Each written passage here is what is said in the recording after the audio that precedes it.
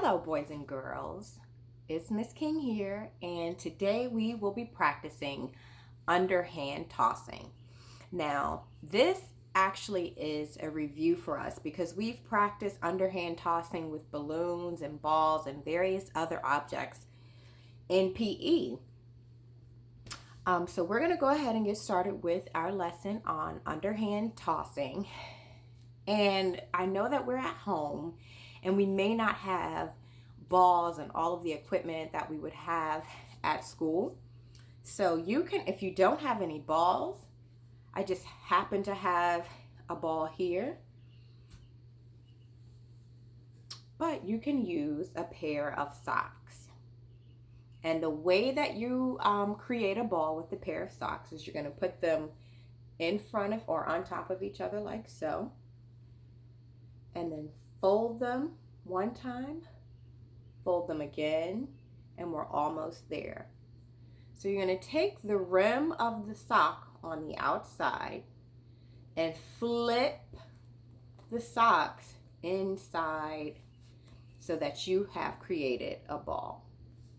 And this is what we're going to use for the underhand toss. Does anyone remember some of the cues or some of the things that we need to do in order to perform an underhand toss properly? Let me think. The first thing that we need to do is what? You're right. We need to make sure that we're facing our target. And I'm going to pretend that you're my target. So I'm going to perform an underhand toss with you standing in front of me.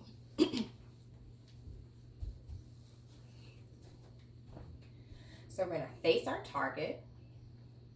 We're going to bring the hand that we're throwing our ball with behind us and step forward with the opposite foot. Now, what do I mean by the opposite foot? That sounds a little confusing. You're absolutely right. It means the opposite foot of the hand that we're going to toss. So I'm facing my target. I'm bringing my arm back, stepping forward with the opposite foot, and then following through. Let's try that again.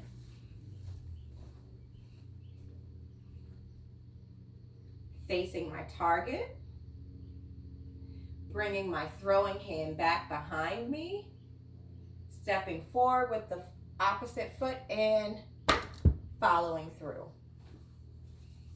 Looks pretty easy, right? But it can be confusing. I think something that we might need to make sure that we're focusing on is stepping forward with the opposite foot.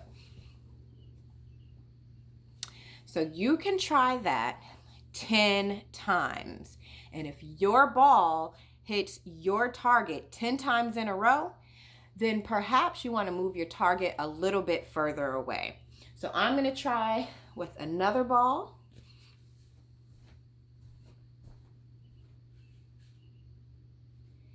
I'm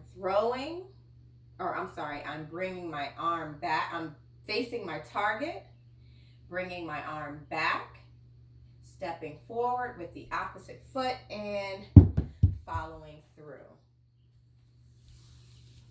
Oh, and before I forget, when you're throwing your ball, are you using your dominant hand or your non-dominant hand? I knew you knew that answer. Yep, it's your dominant hand. You're always performing your activities with your dominant hand. So thank you so much for watching the video, boys and girls, and I look forward to you showing me videos on how you did on your underhand tossing.